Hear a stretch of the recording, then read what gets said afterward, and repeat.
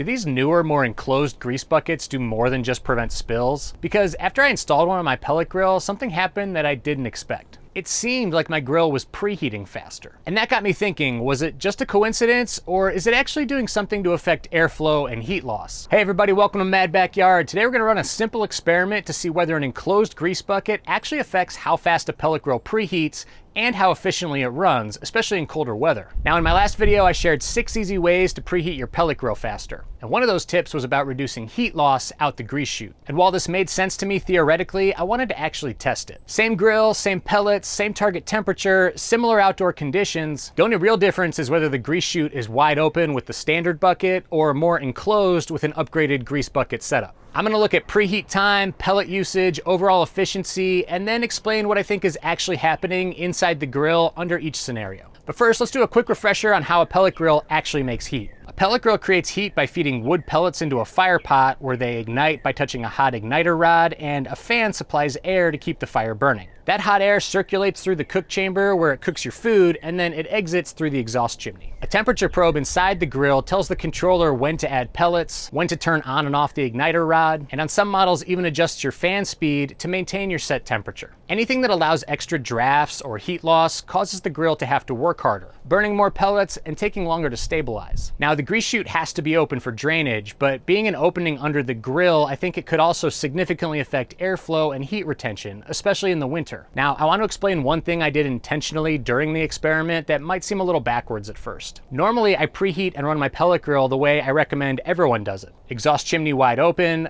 flame broiler open during preheat if you've got a pit boss, and using the drive fast, slow down method to get up to temperature as quickly as possible. That's still the fastest way to preheat a pellet grill in my opinion, and I went into all of those things in detail in my last video, which I'll put a link to right up here. But for this experiment, I wasn't just concerned with preheat time.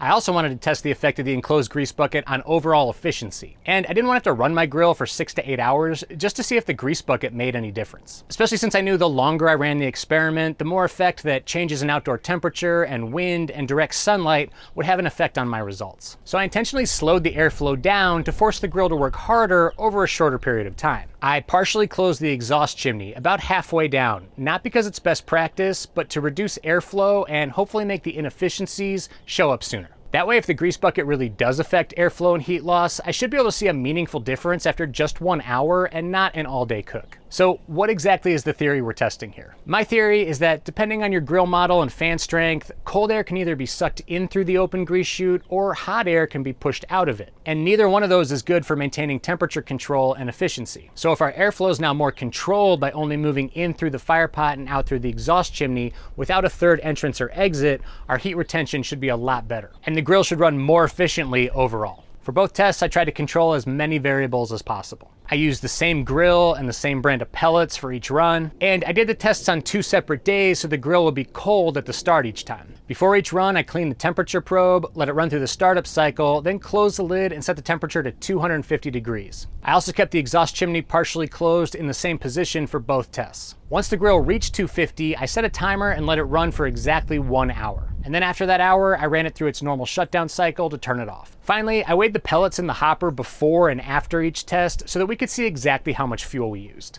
For the first test, I ran the grill with the normal open grease chute, open bucket setup. And the outdoor temperature was 37 degrees Fahrenheit when I started. I let the grill run through the normal startup cycle, closed the lid, set the temperature to 250 degrees, and started my timer. With no enclosed grease bucket installed, and again with the exhaust chimney partially closed, it took 35 minutes for my pellet grill to reach 250 degrees Fahrenheit. And after reaching this temperature, I let it run at 250 degrees for 1 full hour. Before and after each test, I weighed the pellets. The starting weight was 13.2 pounds, and the ending weight on this first test was 11.4 pounds. But I noticed when I went back and watched the video that I didn't include the outer bucket when I weighed the pellets before the test, and I did include it when I weighed them after the test. And that outer bucket weighs 1.6 pounds by itself. So that means our starting weight was actually 14.8 pounds, and since we finished at 11.4 pounds, that means we used 3.4 pounds of pellets during this first test. But before we get into the second test, if this kind of real-world pellet grill testing is helpful to you, please make sure to hit the like and subscribe buttons. We've noticed a lot of people that watch our channel aren't actually subscribed, and hitting that button really helps us out. So thank you to everyone who's already subscribed. All right, let's move on to the second test. The next day, I luckily got very similar conditions. It was about 35 degrees when I started the test, which made this a good comparison. This time, I installed the enclosed grease bucket. This one slides onto the tab that's already on the grease chute and secures into place with just a screwdriver. So there's no heavy modifications to the grill.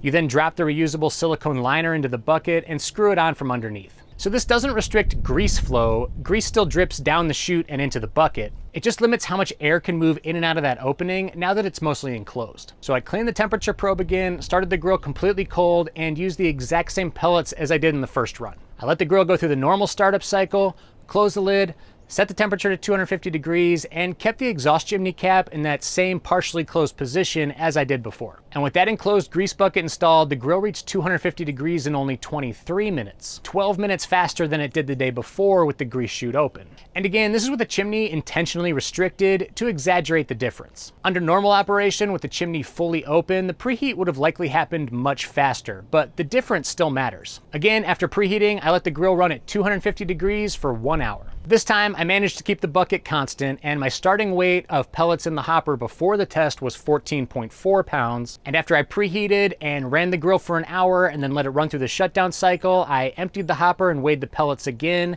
and our weight this time was 12.0 pounds. So that means in this test, we only used 2.4 pounds of pellets, an entire pound less than the day before. Okay, so what does all this mean? Well, first of all, the pellet grill preheated 12 minutes faster the second day with the grease chute enclosed versus when it was left wide open. Secondly, the grill used less fuel to do the same job at the exact same temperature for the exact same amount of time on the second day. That first day burned through a whole extra pound of pellets. That tells me that making a change like this isn't just about speed, but it's really about efficiency. My takeaway is that when air is moving more controlled through the cooking chamber, only coming in through the fire pot and out the exhaust chimney and not being lost out the grease chute, when you reduce that heat loss, the grill comes up to temperature faster and it doesn't have to work as hard. So when you combine this with good habits like keeping your ash pot clean and cleaning your temperature probe, using dry, high quality pellets, running proper airflow with the chimney open, and now reducing unnecessary heat loss around the grease chute, you're giving your pellet grill the best possible chance to preheat quickly and run efficiently even in cold weather. And beyond just airflow and efficiency, an enclosed grease bucket is more secure. If you ever need to move your grill, it reduces the risk of spilling grease all over your deck or patio, and it keeps that hot grease more contained around kids and pets. Overall, it's just a lot more solid than the traditional hanging bucket. It may not be the flashiest upgrade, but it does seem to solve a lot of problems all at once. And no, it's not a miracle modification. Cold weather will always make pellet grills work harder, and you're gonna burn more pellets in the winter than you do in the summer. But based on this test, reducing airflow and heat loss at the grease chute clearly helped the pellet grill preheat faster and burn fewer pellets under the same conditions. And if that saves time and money on pellets, especially if you cook year-round like I do, then I think it's definitely worth checking out. We hope you enjoyed this video. Make sure to hit the like and subscribe buttons if you haven't done so already. And let us know in the comments if there's any other pellet grill tests or experiments or comparisons that you'd like us to try out this year. And don't forget to head over to madbackyard.com where you can find even more pellet grilling resources and of course, all our barbecue recipes.